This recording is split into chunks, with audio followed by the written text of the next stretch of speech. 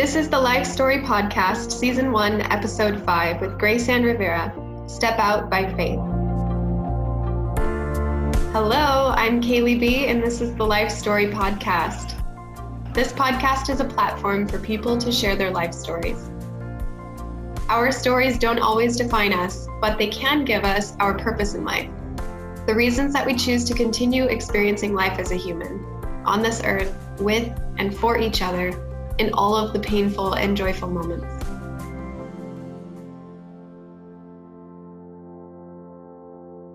For the first season of the Life Story Podcast, we are focusing on stories of resilience. Resilience is the ability to recover after a stressful or traumatic event. Hearing other stories makes it possible for us not only to empathize with their pain and their struggles, but also to feel and experience for ourselves the joy and the love that can be found again after such intense experiences. My guest today is Graceann Rivera, a chronic illness thriver and a prolific writer. She's the author of the book Coping Strategies for Living with Chronic Illness and is a wife and mother of 2 amazing children. A 3-time college graduate, Graceann holds a bachelor degree in education, Master of Arts in Management, and a Master of Arts in Pastoral Counseling. During this episode, you'll get to hear Graceann's story and how she cultivated resilience despite her lifelong struggle with chronic illness. Graceann, welcome back. It's so good to see you again. Thank you so much. It's good to see you too. Well, I'm really excited to have you share your story today. It's something I can super relate to. I also dealt with chronic illness from childhood. And so this is you and your story are very close to my heart. So I'm going to let you take the floor, take the mic, and go ahead and start. Well, my journey, yes, it is something that I think a lot of people can relate to. In some way, we can relate to one another with the struggles of dealing with an illness, whether it's chronic or just, momentary. Chronic illness is something that we really don't understand until you're in it. And I didn't realize, like, from the time I was a little girl, my mom would always tell me that the doctors would ask, like, why is she so pale? Her skin is so pale. Like, she looks unwell, because I have a lot of makeup on, but when I don't, you can tell. I'm very light skinned. So they would always say, like, oh, she looks anemic because my skin was so pale. Oh. They were always checking my blood to see if my iron was low. And I was always tired. I was never one of those kids who would run around. I would have bursts of energy, and then I would be extremely exhausted. Yeah. So they didn't know to look at certain things and to check certain things. They always would go to the iron. And my mom was always, like, feeding me green leafy vegetables or anything green and slimy. She was giving it to me to help me to try and bring up my iron level, because that's what they thought it was. Well, yeah. Little did she know, I was not eating them myself. I was giving it to the dog under the table. So, oh my God.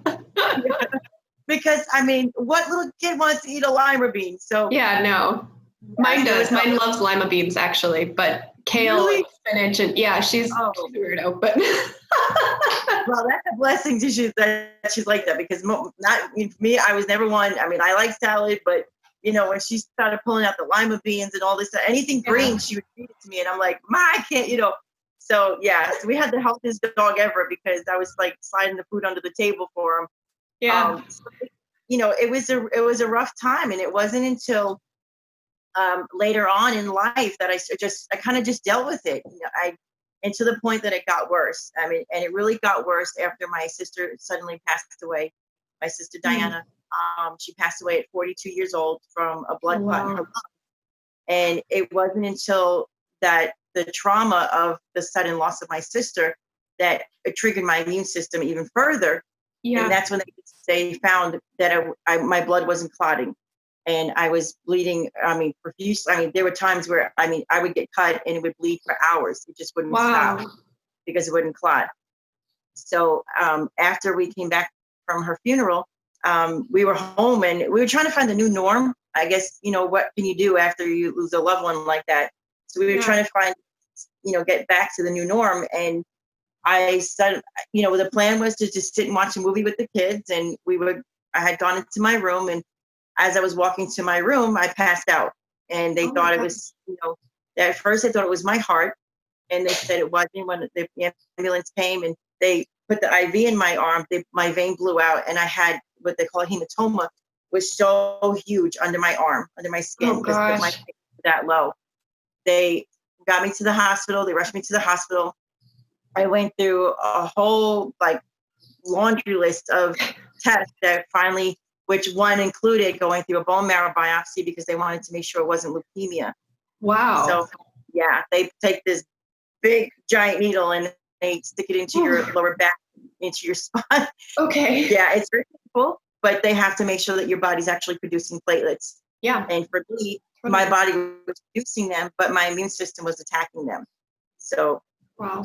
Yeah, it was rough. It was a rough week being in the hospital, and it was at the tune of $43,000. That, medical costs, for especially and not being insured was very challenging. So we left with a diagnosis and a big bill. So and this rough. Is an autoimmune disease, right? Yes. It's idiopathic thrombocytopenic purpura, which it's a $500 label to basically say we have no clue why your body's attacking your platelets and causing you to bruise. The purpura part is the bruising part. That's so crazy. Yeah, and I think it's like that with a lot of autoimmune disease. They're kind of like, we're not sure what's happening. And I think that, as medicine moves forward, we're getting more insight into some of them, but there are still those rare ones with the long names. You're really good at saying that, by the way. I'm sure you've had a lot of practice. It took me 4 years to say it, to learn how to say it. I had to keep hearing it over and over again because when people would ask me, I would just say ITP. Well, they would want to know, well, what is that? Because we'd be surprised if people in the medical field did not know what it was either. And I'm, educating the nurses, they were like, well, I've never heard of that. So in the ER, well, then I would, so that's why when I wrote the book, Coping Strategies for Living Above Chronic Illness, I really emphasize educating yourself because you have to be an advocate for your own health and you have to be informed.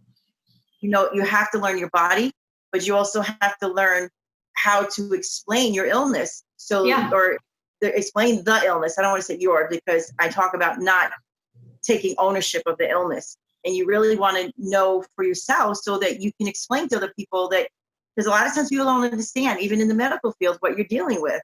Yeah, they've never come across it before. So let's talk about that book a little bit, if you don't mind, because I was telling you one of the things that helped me in coping with my chronic illness was a book. And it was just this amazing resource that I was so excited to find.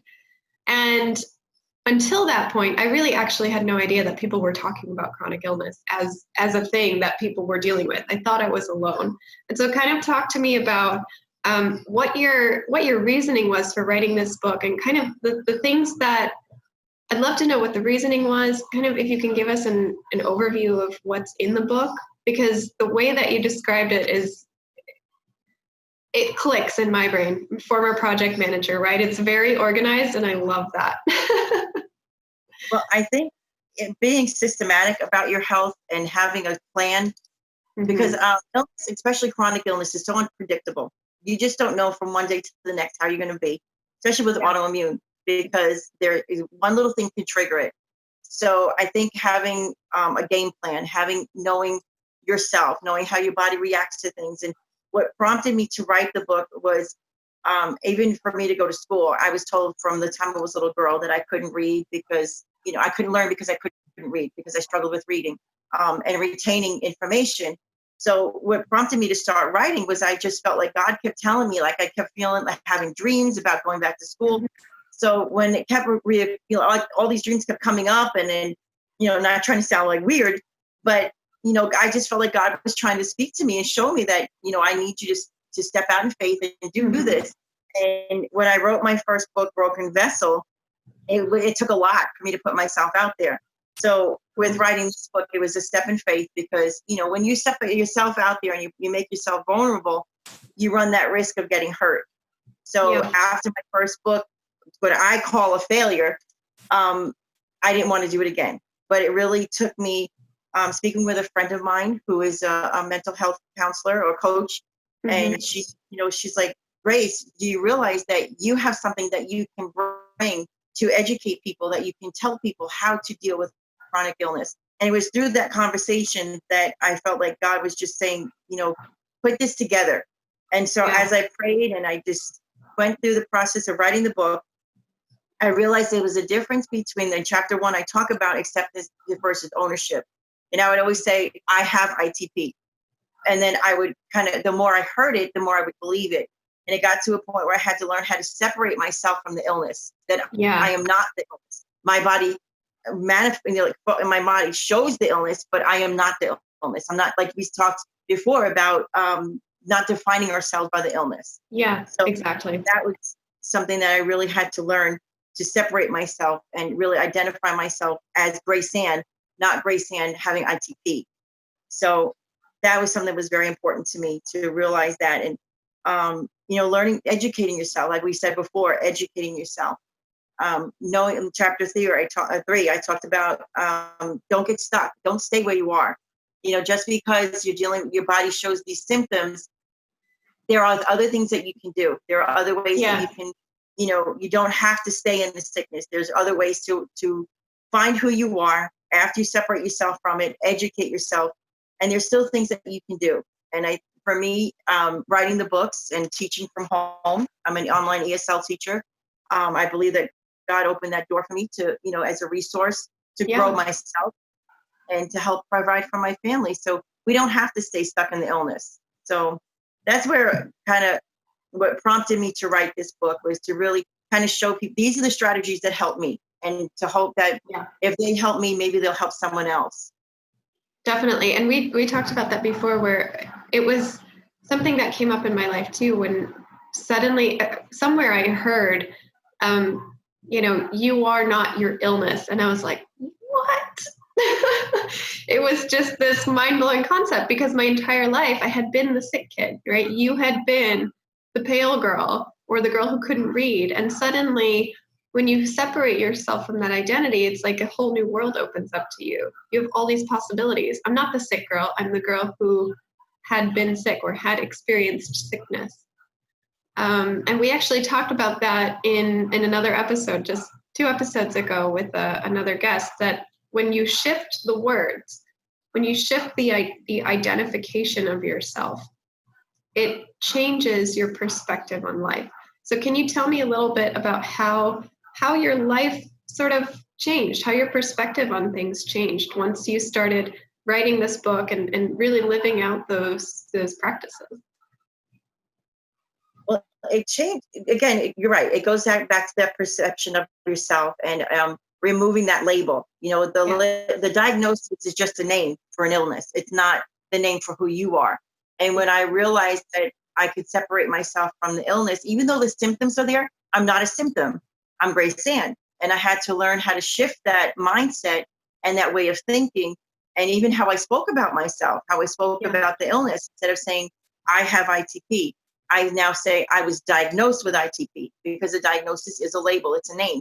Yeah. So what really changed for me was realizing the power of my own words, because, the Bible says that faith comes by hearing, and hearing by the word of God. So if our faith grows by hearing the Bible and hearing God's word, how much more does our faith in what we say about ourselves, that we end up believing what we say about ourselves, because now we're hearing it.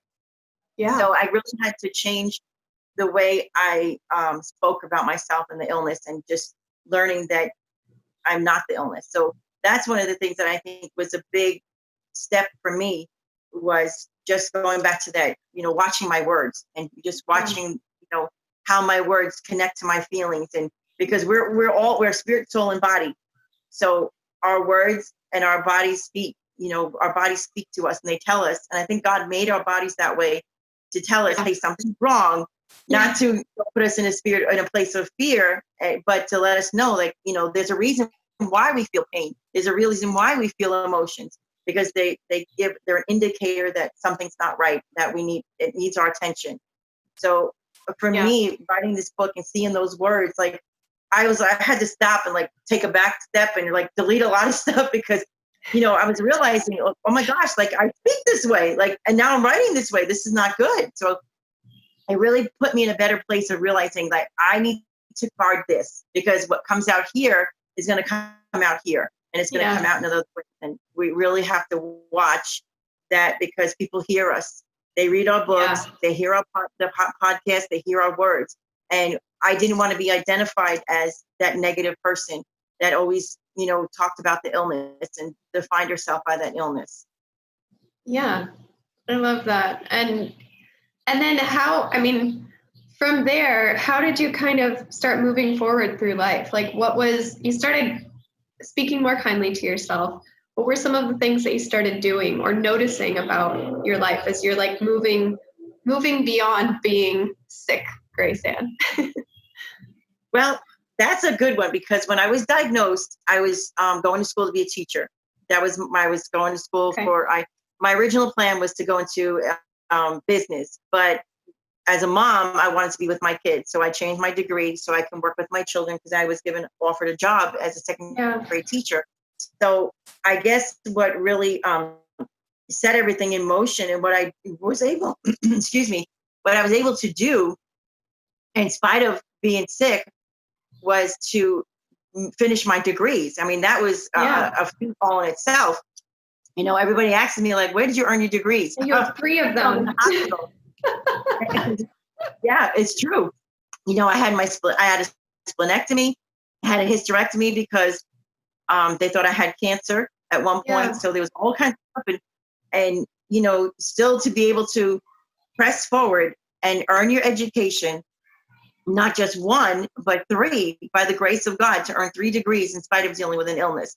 Yeah. So I think when you have a goal in mind, I think that's what really helps you. When God really showed me that I needed to go back to school and I needed to write, having something to look forward to, I think really helped me. Knowing that this degree is going to make a difference for me. This degree is going to make a difference for my family. And knowing that when I get through this, that there's something at the end. It's kind of like when you have a baby and you're going through the pain, but at the end you get a baby out of it. That was kind of my motivation, was knowing that, okay, yes, my body is failing me right now, but my mind isn't. I can still think, I can still, push through this. And getting those degrees is what really helped me to set the stage for where I am now. So in spite of going through all that, to be able, by the grace of God, be able to finish not just 1 degree, but 3. So that having a goal, I think, is what really set me on the right path. Definitely. Yeah. You have something that you really want. And outside of that, it's every time you finish a course or a class or one of those degrees, you get to celebrate something that you were able to accomplish despite having all of these other things going on in the background. That's amazing. So tell me a little bit, we've mentioned grace of God a few times. Can you tell me how having faith and having prayer in your life has helped you, get through a lot of these things as well? I wouldn't be here. I wouldn't be sitting here right now if it wasn't for the hand of God in my life, and if it wasn't for His grace and His the power of prayer. Prayer has gotten me through so much, because I think what helps with it's knowing that you can have someone that you can go to, because not everyone is going to understand your situation. Not everyone is going to understand your battle. And knowing that I can go to God and that God understands, and I can share everything with Him. The times when I'm feeling discouraged, the times when my feelings may have been hurt because someone wasn't as compassionate as I expected them to be. Faith in God changed everything. I mean, I was a Christian before I was even diagnosed. And I think that having my faith in my relationship with God and knowing that His grace is the Bible talks about the grace of God being His divine enablement. And without the enablement of God and without His hand on my life, I wouldn't have survived the surgeries. I went through 5 surgeries, and having low platelets, having a splenectomy, a hysterectomy, every kind of ectomy you can think of. Yeah. It's only by His grace and by His hand on my life and the power of 3 people, friends and family, and my own faith. Just, I'm not going to say I have faith all the time, because there are days I don't. There are days I'm frustrated and I get mad and I'm like, why is this happening again? And, God brings you back and he tells you, I've got you. I haven't forgotten about you. I haven't left you. My hand and my ability and my strength is on you to do this. Yeah, definitely. We talked about that before. I remember you said, you're not going to be okay 365, 24/7, 365, especially with a chronic illness. And that is with faith too. You're not always going to be, praise the Lord. I mean, some days it's really hard. We're human, right? And so especially on those flare-up days or whatever they are, it can be tough to stay at that elevated level of gratefulness and joy and everything. How do you get through those days? Is it, do you pray? Do you journal? Journaling is something I really love doing. I've actually started learning how to design my own prayer journals. Fun. Okay. So I'm working on that. That's another little side thing. So I guess you kind of have to figure out what's going to work for you and having the support system. I think that's one of the biggest things that people with chronic illness need more than anything. We don't need someone to say, oh, you don't have enough faith, because you're right. Sometimes I don't have enough faith. Sometimes I don't know how to operate in faith. Sometimes I don't feel well emotionally because I don't feel well physically. So I think having the right support system in place has helped me. There are times when I'm alone, like my family doesn't understand.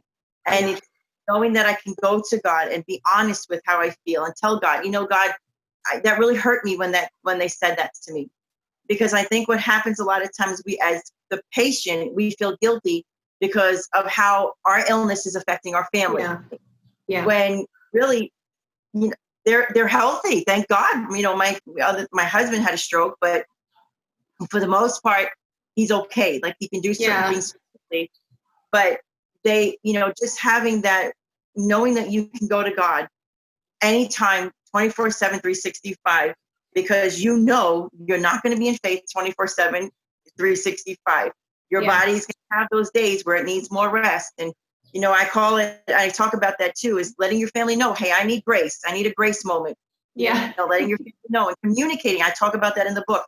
Communicating with your family and your friends, if you think they don't understand, communicating with them in a loving way to say, listen, this is my life. This is how I have to deal with my life. Yeah. And some people are not going to understand that. And that's okay. And you have to be okay with that.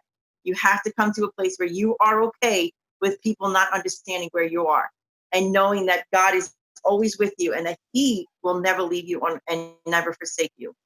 Yeah. Yeah. And some of that is, so you talked about like the acceptance of not just dealing with the illness, but the acceptance that, life is different, right? You're maybe accepting that your friends and family don't always understand, accepting that you're going to have good and bad days, accepting that your faith is going to go up and down. What was it like when you realized that you had to have this acceptance? Was it like easier to do? Do you still have to work on those feelings of accepting things? I think right now because I've been able to still accomplish things, I think in the beginning it was hard to accept it because I felt like a failure. I felt like I failed my family. I felt that I would never be more than what I've been. Yeah. But accomplishing things in spite of the illness has helped me to say, okay, yes, I have this illness is in my body. I realize it's not mine. It's just a label. It's a diagnosis. It's not who I am. Mm-hmm. So the acceptance has become easier because God has used it. And I guess part of the accepting of it is surrendering it. I think it was more, maybe I should have said surrendering it more than accepting it, because I've given it over to God. I've given it over to him and said, okay, it's part of my life now. I've been dealing with it for 12 years. And it's not something that they believe is going to go, unless I get a miracle. It's not something that's going to go away. So fighting it it only made me worse. It only made me spiritually and emotionally and physically worse. So Yeah. I think what helped me was accepting it, but also surrendering it. And saying, okay, God, it's in my body, it's in my life. How are you going to use this now? How can you turn this around and use it for good? And when I tell you, every time I've gone to the hospital, I hated going to the hospital, but every time I went, there was someone there that needed a word of encouragement. They needed prayer. There was I'll share this with you. After I had my thoracotomy, I had a hole in my esophagus, and they had to cut through my back through my diaphragm to fix the hole. And I was in and out of the hospital. I can't even tell you how many times after that surgery. It's been only a year, and I still battle with the pain. Periodically, the pain, like even now, it still pops up. Wow. But I was in the hospital because I had developed pneumonia, and they put me in like a, I don't know, it's not like a real room. It was just like a holding air overflow, I guess. Yeah. So across from me was a patient who came in, and I didn't know her because they had the curtains and closed or whatever. And I was really struggling. I was really struggling because I like to sing, and having my lung, collapse. I can't hold a note very long. Yeah. Like I used to. So it was frustrating. And I kept hearing the Lord saying to me, sing yourself healed, sing yourself. I'm like, sing, I can't even breathe. How am I sing myself healed? So I took my phone, and there's a church in up north that I love. It's called Elevation Church. I love their worship, the church, the pastor, everything. I love them. So I put one of their songs on, and I started to sing it. Well, I didn't know that you could hear me outside the curtain.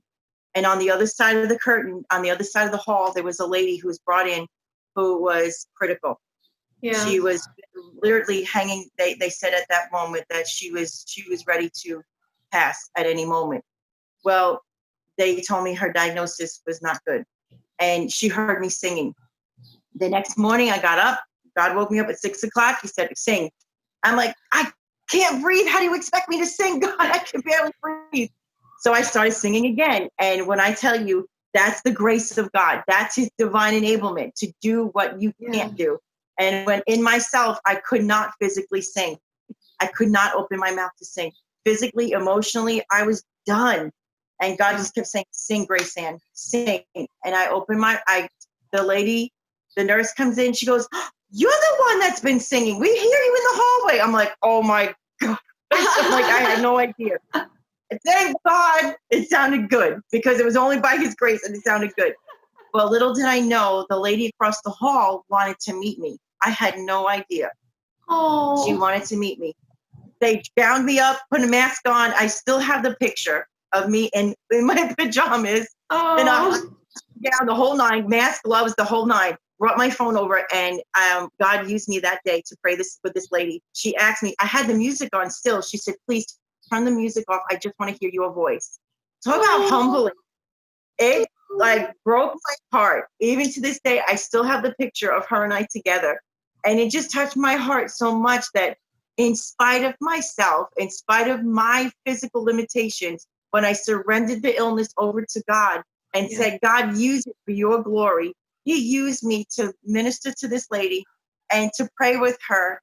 And I don't know, I was diagnosed, I was really discharged after. I don't know if she gave her life, if she passed or not. All I know is that God has used this illness to help somebody find hope and find faith. Wow. That is amazing. Oh my God, I have chills. I know, I feel like I started crying. I started tearing up thinking about her. That's the hardest thing with this podcast is I'm like, I need to have the tissues ready. Especially when it's when you're, I can see you. Yeah. Yeah. Oh. Okay. Well, Graceann, we have just a couple minutes left. You have been amazing and inspiring again. I'm so grateful that our paths crossed, because I just feel so much joy and love coming from you. Can you tell us, what is the number one lesson that you want the listeners, the viewers, to know about resilience? I guess the thing that worked for me, and everyone's different, we all process life differently. Yeah. We all understand God differently from our perspective, and God is faithful in that, and that he meets us where we are. And I think that's the big takeaway, is knowing that you are not the diagnosis. You are still you, and you can do things. You just do them differently than everyone else. And just knowing that you can overcome. It's not going to be easy. You're going to have down days. And I think part of the acceptance is accepting those down days, accepting those days that, okay, my body needs rest today. Accepting and then surrendering that over to, giving that over to God, and just using that downtime, those days that your body needs rest, to use those times to reflect on your life, reflect on and look at the good things. This past week was rough for me. I was in a lot of pain physically, and I was in a lot of pain emotionally, and I had to give myself grace, and you have to give yourself grace sometimes. You have to give yourself that moment or that time, whether it's a day, an hour, a week, to just be alone with yourself, with your thoughts, and just, not with the illness, but with God. Use that time alone with God, and those down times, and learning to even surrender those times over, and know that it's going to pass. It's just a day, it's a week, whatever. Yeah. That it's going, eventually it's got to stop raining, it's and the sun's going to come out again. And I think for me, that's what really helped me this week was, just knowing that God was with me, and giving myself grace to make mistakes, to feel the pain of those mistakes, to feel, that frustration, and just accepting it that, okay, I'm human. I'm going to have these downtimes, but I'm not going to stay here. And I think that's the key, is not staying there. It's getting back up and shaking the dust off and keep moving forward. I love it. Amazing. Graceann, thank you so much for sharing your story, for being vulnerable, and giving us all of this wisdom that you have. It's been amazing. So for all of the listeners, I am going to put a link to Graceann's book in the show notes. You'll be able to, and some social media links as well, so you'll be able to follow along and read her book. Graceann, thank you again. This is wonderful. I can't wait to talk to you again soon. Absolutely. Thank you so much. I'm honored. Thank you. On next week's episode of the Life Story Podcast, join me as I welcome my guest, Katura Rosado, mindset coach and host of the Social Recharge Podcast, a weekly podcast that shares the magic and messiness of personal growth. Katura is originally from St. Lucia and is a mom of 5 beautiful children. During her episode, you'll get to hear Katura's story and how she cultivated resilience throughout her life. She has some real wisdom to share, so stick around, tune in. I can't wait to see you next week. Until next time.